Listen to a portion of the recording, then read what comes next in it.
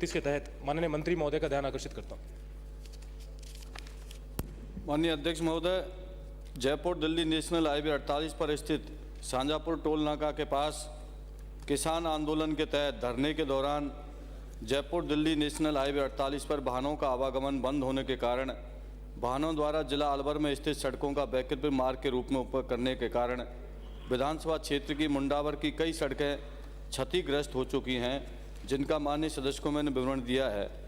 उन क्षतिग्रस्त सड़कों पर 58.38 किलोमीटर का नवीकरण है और सुदृढ़ीकरण है। राशि 51.60 करोड़ की आवश्यकता होगी, जिनकी स्वीकृति जारी किया जाना राज्य सरकार के वित्तीय संसाधनों की उपलब्धता एवं पारस्परिक प्राथमिकता पर निर्भर करेगा। माननीय अध्यक्ष महोदय, सरकार भी मानती है कि हाईवे बंद होने की वजह से एक वैकल्पिक मार्ग के तौर पर इन सड़कों का आवागमन, इन सड़कों पर भारी वाहनों का आवागमन हुआ। पिछले 2 वर्ष से लगातार मैं आपके माध्यम से इस सदन के अंदर इन सड़कों के लिए विशेष पैकेज की मांग कर रहा हूँ। इस वर्ष भी माननीय मुख्यमंत्री महोदय ने बजट के अंदर करीब 250 करोड़ की सड़कें और 17 तारीख को जब उन्होंने बजट का रिप्लाई दिया तो करीब 210 करोड़ की सड़कें अलवर जिले के लिए आवंटित की। इसके अंदर से 1 रुपये की भी सड़क मुंडावर विधानसभा क्षेत्र के लिए नहीं दी गई। क्या माननीय मंत्री महोदय और सरकार ये मानते हैं कि मुंडावर राजस्थान में ना आकर हरियाणा में आता है? और क्या मुंडावर के वासी जो ये सड़कें टूट गई हैं उसके बाद से लगातार इन पे दुर्घटनाएं हो रही हैं और पिछले 2 वर्षों के अंदर जो दुर्घटनाएं हुई हैं उसके अंदर कुछ लोगों की जान भी गई है।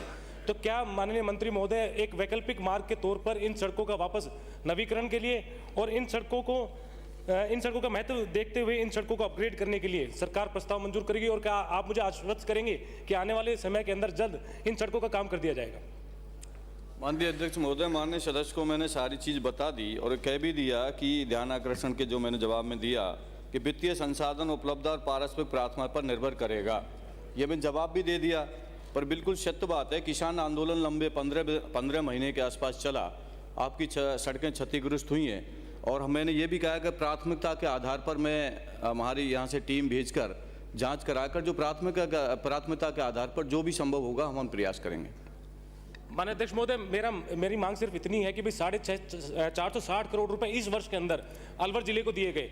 अलवर जिले में कुल 11 विधानसभाएं आती हैं।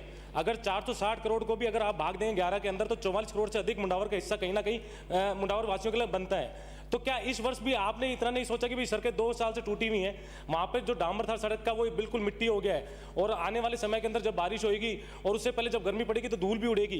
तो इस वर्ष से इस वजह से लोग वहाँ पर बीमार भी हो रहे हैं, धूल की वजह से उनको अस्थमा भी हो रहा है। और जब बारिश आएगी और उसके अंदर गाड़ी और मोटरसाइकिल से चलना तो दूर की बात है, आदमी पैदल भी नहीं चल पाएगा।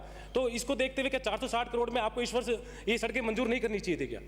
माननीय अध्यक्ष महोदय, किसान आंदोलन के तहत तमाम सड़कें जो हमारे एनसीआर में क्षतिग्रस्त हुई हैं, मैं माननीय सदस्य भी और तमाम विपक्ष के साथियों से मांग भी करूंगा कि भारत सरकार की वजह से किसान आंदोलन इतना लंबा समय चला, मैं भारत सरकार को भी चिट्ठी लिखूंगा कि विशेष पैकेज देकर इन सड़कों का मरम्मत कराने का काम करें। चर्चा समाप्त हुई।